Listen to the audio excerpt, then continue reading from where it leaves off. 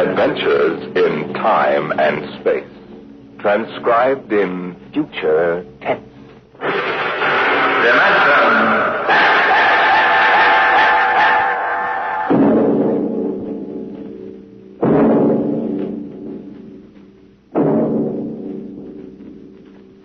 Can you predict what will come in 100 years? Or in 10? Or in the next minute? Some people think they can. Nuclear scientists, mathematicians, astronomers, biologists. They'll predict the shape of the future. Why? Because they make the future. Because they see beyond the known dimensions of time and space into the unknown. Dimension X.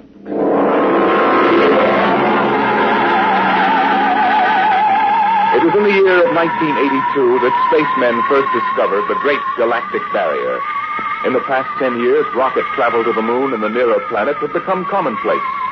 And then men fixed their sights on a more distant star, the remote planet known as Volta. 5 exploratory ships went out, and none came back, each in turn disappearing mysteriously at the same vanishing point, at an invisible wall somewhere in the vast outer reaches that became known as the wrecker of spaceships, the Galactic Reef. And yet the explorers refused to admit defeat. It was on June the 2nd, 1987, that the rocket Star Cloud made ready for takeoff, the 6th to attempt to crack the barrier and win through to Volta.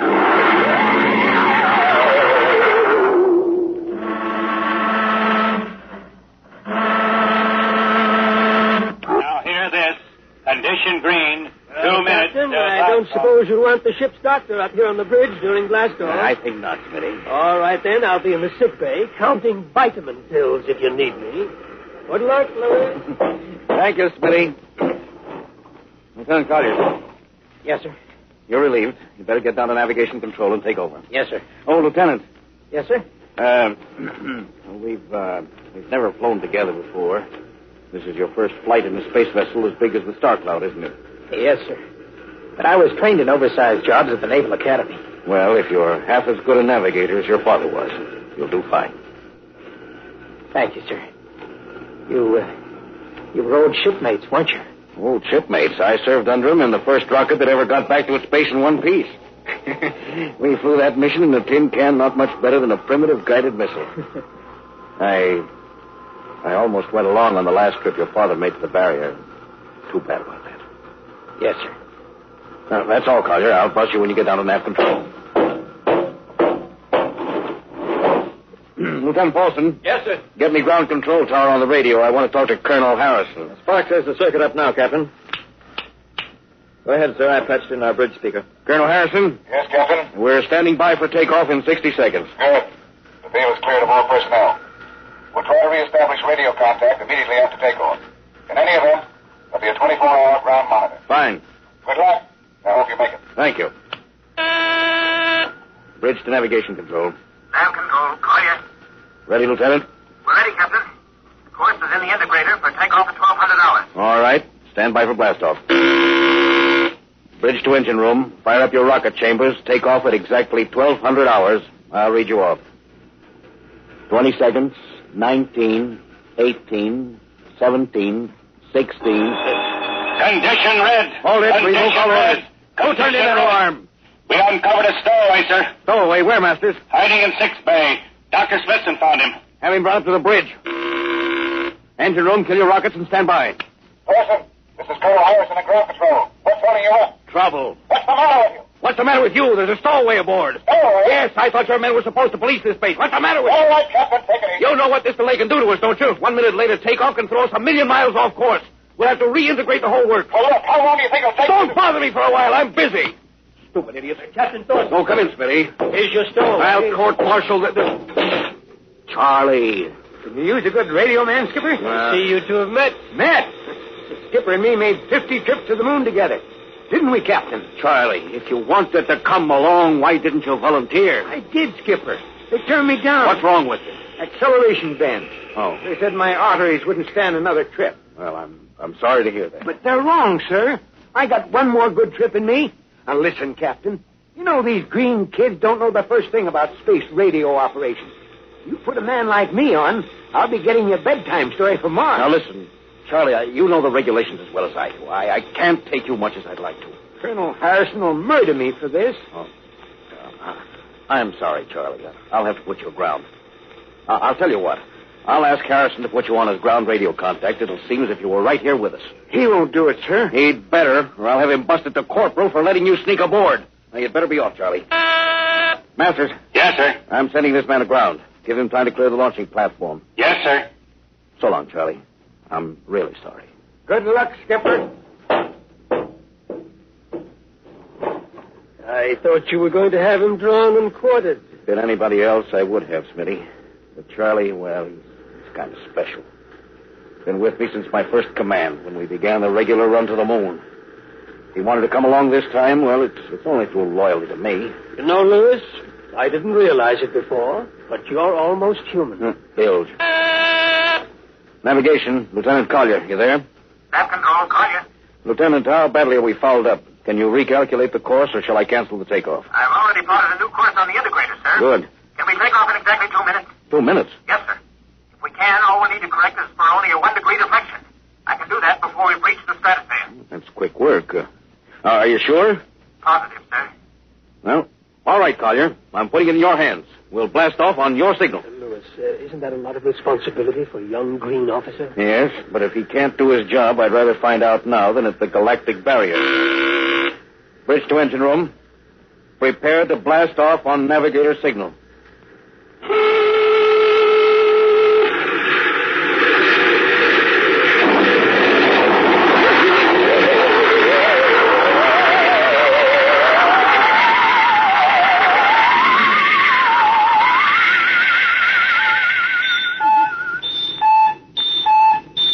How are we doing, Collier? Coming on the bearing, sir. 4, 3, 2, 0.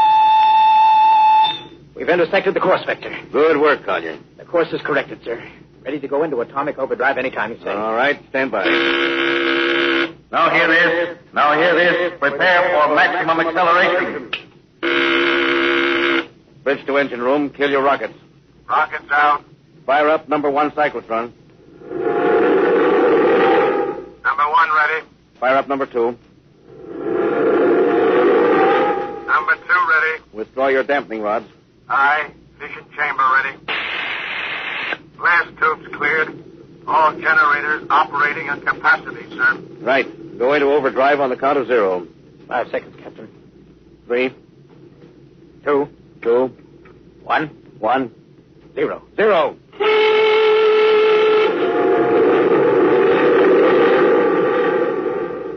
How are we doing, Collier? On course, sir. She's running hot and true. Well, my compliments, Lieutenant. Thank you, sir. This job would have done your father credit. He was one of the best navigation officers I ever saw. Thanks, sir. Now start your gyros and put her on robot control. The bridge is yours, Mr. Collier. If you need me, I'll be in Dr. Smith's office. Yes, sir.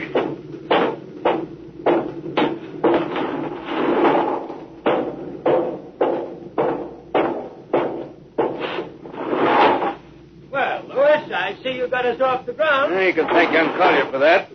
Chip off the old block. You knew his father? Matter of fact, I knew him very well. First-rate spaceman. Is he the one who... Yes. He was lost in the galactic barrier on the second ship we sent out to Volta. Lewis, just what do you think this galactic barrier is? Your guess is as good as mine, Doc. All I know is that 5 ships have gone into it. None of them have come back out. How about Miss Struvik's theory that it's a time warp in space, that the ships reach it and slip into another dimension?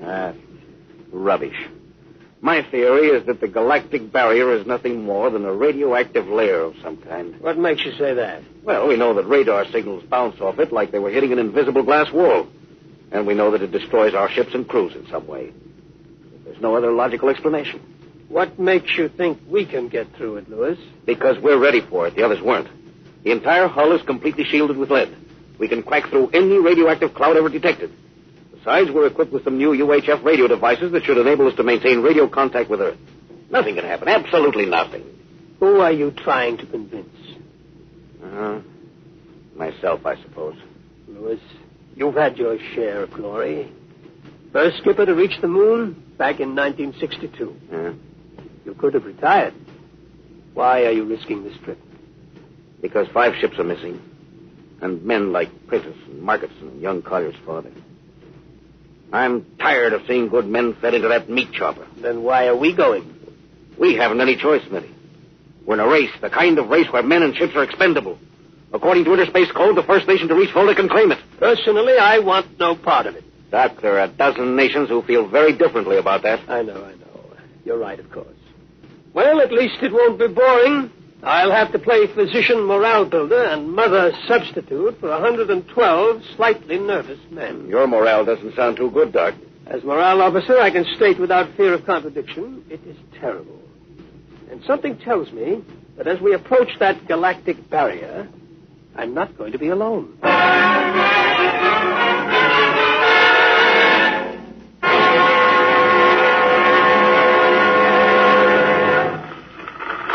Hello, Earth. Hello, Earth. Captain Thorson of the Star Cloud calling Earth. Star Cloud to Earth. Can you read me? Hello, Star Cloud. Hi, Captain. Charlie. Well, I see they haven't court-martialed you yet. Oh, sir. Thanks to you. That's good to hear you. You can read us the funny papers on Sunday morning. Right. How's our signal? Strong. Clears the bell. Well, here's our log report for Colonel Harrison. Ready? Shoot. June 2nd, 1987. 4 weeks out from Earth.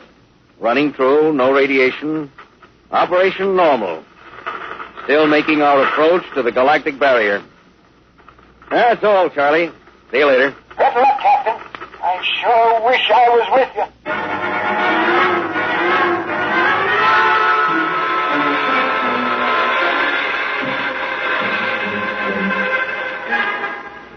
How's the morale, Smitty? Well, the men know we're getting closer to the barrier. They're beginning to show a little tension, Lewis. How's their physical condition? Any sickness? About half the crew has come down with space flu. I was afraid of that. Bad? Oh, same as usual. Lips and hands with a bluish cast. Eyes are sensitive to infrared. I don't know. When I first started flying these tin cans, nobody ever heard of space blues. There's a theory it's caused by the terrific acceleration of the atomic overdrive. The change in gravity affects the circulation. What do you think? Oh, I think it's psychosomatic. I've noticed that the same men who get space blues under tension on a ship tend to get blue coloration back on Earth when they're upset. I guess it's an occupational disease of space navigators. You think it's just nerves, then? I don't know. Young Collier's got a bad case. Yes, I think it's tension from overwork. Yeah. Maybe he needs some vitamins. Lewis, when will you realize that vitamins are not a panacea for all the troubles of mankind?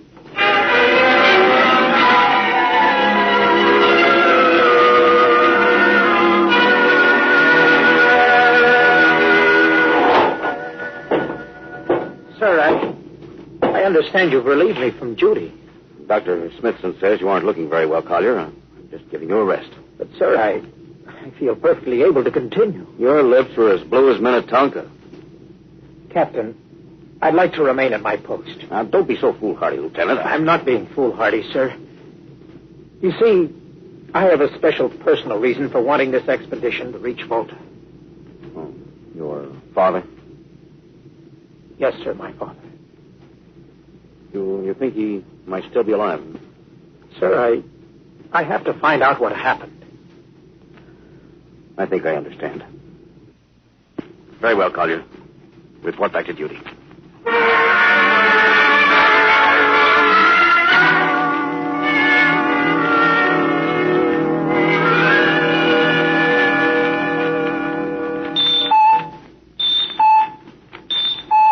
What's the reading, Paul? We're getting a +5 radar bounce now, sir. It's coming off the barrier almost as fast as we send it out. What's the interval? 0.3 of a second. Shortening steadily. This rate will hit the wall in the next few minutes. All right. Alert the crew. Sound general quarters. Now, here it is. Condition red. We are now approaching the galactic barrier. All hands to stations. All radiation detectors to be fully manned. Full security will prevail until further notice. That is all. Paulson. Aye, sir. Radar bounces up to +6. We'd better try to make final contact with Earth. Is Spark still trying to raise the bait? Yes, sir, but he's not having much luck. Seems to be some interference. Well, that's the radio room now. Yes? You've got him? Cut in on the bridge speaker. The captain will take it from here. Hello, Star Cloud to Earth. Can you hear me, Earth? Hello, Skipper. I can barely read you. We're getting heavy static from sunspots. That's not sunspots. We're right on the galactic barrier. Getting a +7 radar bounce. Expect to hit the barrier almost any second now. Good luck, Skipper. Look, Charlie, stick with us, will you?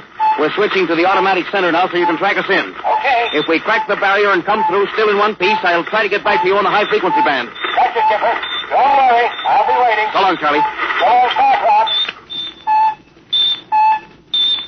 We must be getting awfully close now, Captain. Echo's bouncing back so fast, it's almost beating the signal. When they coincide, hold on to your hat. That's when we run into the wall. Wait a second. Hold on. Here goes nothing. Here it comes.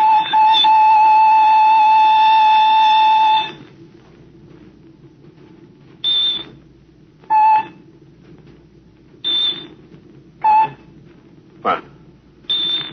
Nothing happened. We made it, Captain. No radiation, no time, no nothing. The crew's gone crazy, sir. Damn, they earned it. Hey, Doc, can you break a few bottles of snake bite serum for medicinal purposes? I sure can, Louis. This calls for a celebration. How's your morale now? Couldn't be better. How's yours? Couldn't be better. Hey, what the? Condition red. Condition red. Radiation detected. Condition red. Radiation detected. Holy mackerel. Look at the needle on that indicator. Paulson. I see it, Captain. It's picking up radiation like crazy. What's it like? It's a strong impulse. What kind? I don't know, sir. Too long for a cosmic ray and too short for UHF. Ship's lousy with it. Man, your battle station! Paulson, track it down. Triangulate it and make it fast. I want a directional fit. Yes, sir. Engine room. Yes, sir. We're picking up radioactivity. Is it the fission chambers? No leak here, sir. I'll check your gauges. Nothing here, Captain. Must be coming from outside. Damage control. Yes, sir. Is radiation penetrating the lead field? Haven't found anything yet, sir. Well, keep at it. Paulson, how are you doing? I've got it fixed, Captain. What is it? I'll have to check my figures. Hurry up. The angle is coming. Come on, man, for Pete's sake, what's the radiation from? It's coming from inside the ship. That's impossible. Oh, sir, I checked it twice. Well, it's got to be the engines. If it is, we're finished. Engine room. Yes, sir. That radiation must be in the overdrive pile. No, sir. It isn't here, sir. Are you, sir? Yes, sir. All right, keep checking. Well, only one thing left to do. Paulson, get a Geiger counter. We're going to start combing this ship inch by inch. Yes, sir. Turn it on. Yes, sir. Ready, Captain. We'll check the atomic guns first. Come on. We'll cut through the officer's quarters to ordnance. Yes, sir.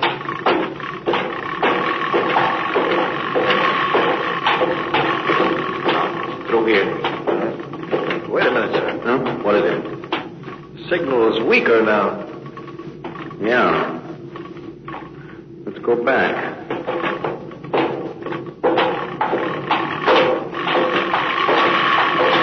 Hold it. Seems strongest right about here. Doesn't make sense. Whose cabin is this? Lieutenant Collier's. Collier. Oh, he's down in nav controls. We'll drive the door. It's not locked, sir. Yes, it's in here, all right. Listen to that counter. It's strongest over here. Open that wall cabinet. It's locked, sir. I'll smash it. Shut off the Geiger counter. Well, what do you make of this, Paulson? Well, it looks like some sort of portable transmitter, sir. Must be foreign manufacture. I don't recognize the calibration symbols at all. I've never seen anything like it. Which raises a small question. What is Lieutenant Collier doing with a transmitter in his cabin? I don't know, sir. Well, I intend to find out, Paulson. Get down to nav control and bring Collier up to the bridge on the double. Hadn't we better find some way to shut this thing off first? I know a way.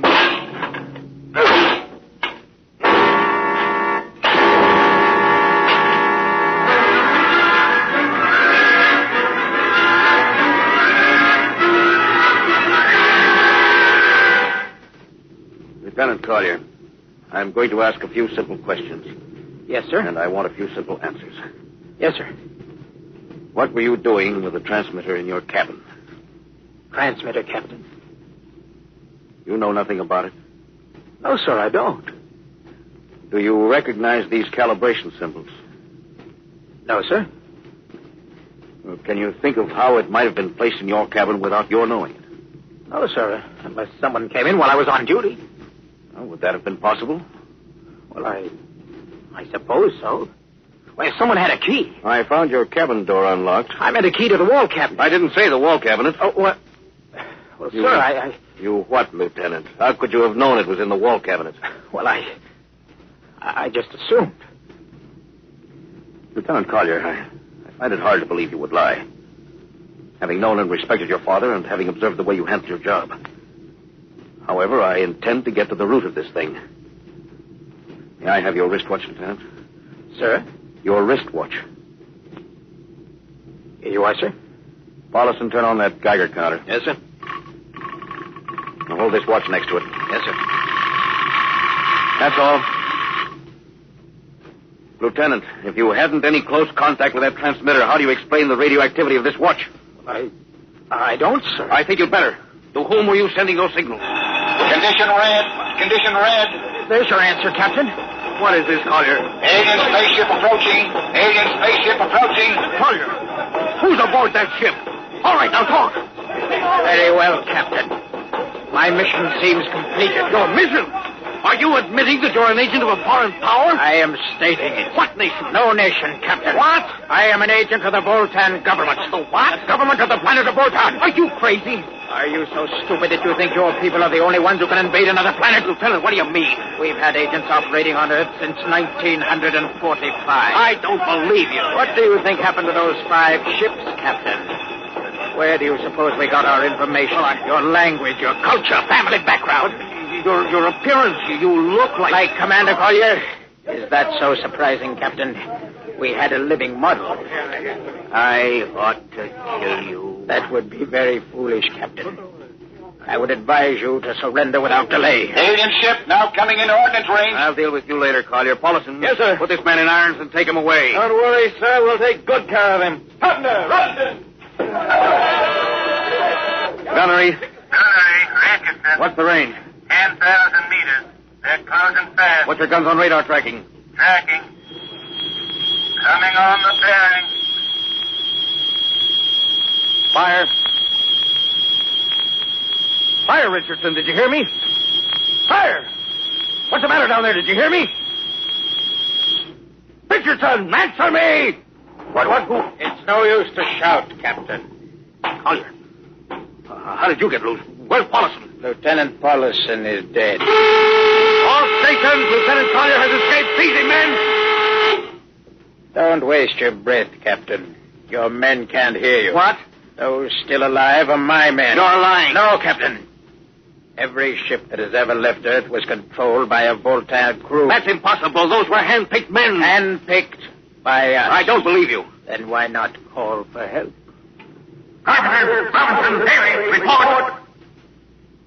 Carpenter. Robinson. Haley. Wait. Report. You see, Captain, it is quite useless. The Star Cloud will be taken to Volta for, shall we say, further experimentation. I see. Of course, there's one thing you hadn't counted on. And just what is that, Captain? This...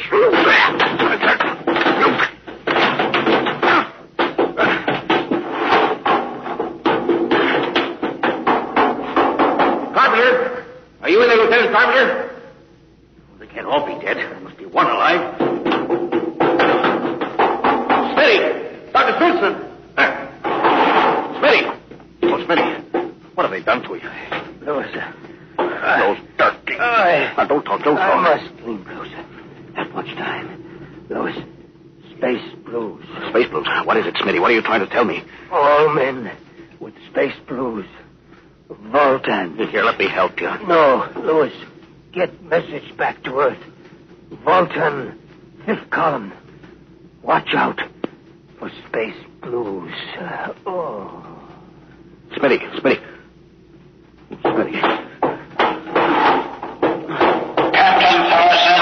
Captain Thorson, you can't hide from us now. Come back to the bridge and surrender, or my men will come and get you. Oh, yeah? Captain Thorson! Captain Thorson!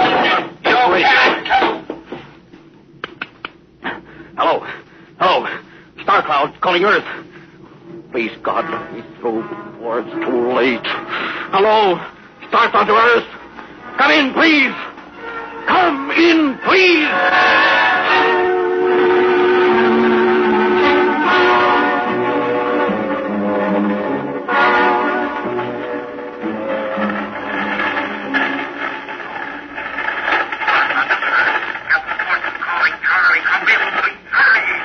Hello? Skipper, is that you? It's coming in a little louder now, Skip. Keep sending. Thank God, Charlie. Now listen to me. Not much time. Get word to Colonel Harrison. Crew, fusiliers. Most of crew members, Voltans. What? Voltans. Spell that. V-O-L... Voltans? That's right. They're from the planet Volta. Skipper, are you all right? Look, Charlie, this is serious. They'll be 30 seconds. Now listen, they have a fifth column on Earth. They're planning to invade you. I don't mean it. Of course I mean it. Now tell Harrison. Posing as humans, you can detect them by space blue. He got that. Only Voltans get space blue. Charlie, can you hear me? Space blue. I get you. I think you get Charlie at the angle. You want everybody. Captain? Come on, Charlie. Captain! Captain Thorson! Hello? Hello, Star Cloud! Come in! What's the trouble, Sergeant? I was just trying to raise the Star Cloud, Colonel. Had any luck? No, sir. No contact. No contact. No, sir. Nearly an hour since they hit the galactic barrier. I don't understand why they haven't tried to get a message back. No, sir. Neither do I. All right. I'll take over for a while. Yes. You do that. You go right ahead, sir. Right. Oh, Charlie, you'd better go out and get yourself some coffee. You look a little blue around the gills.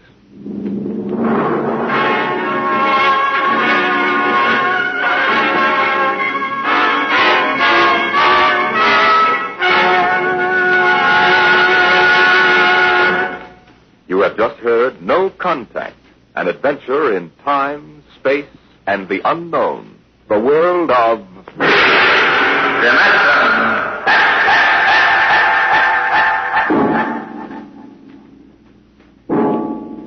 Next week we have a cheerful little tale that starts with the disappearance of Grant Toome. It's about a veteran newspaper reporter and a strange little man who calls himself the world's greatest genius. You'll hear all about it next week at the same time when we present The Professor Was a Thief.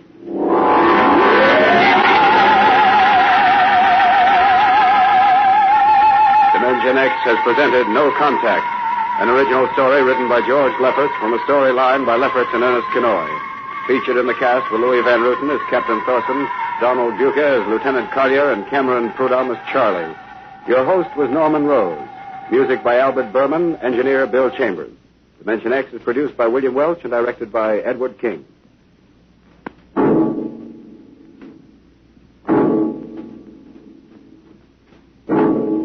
Stay tuned for the remarkable Quiz Kids on NBC.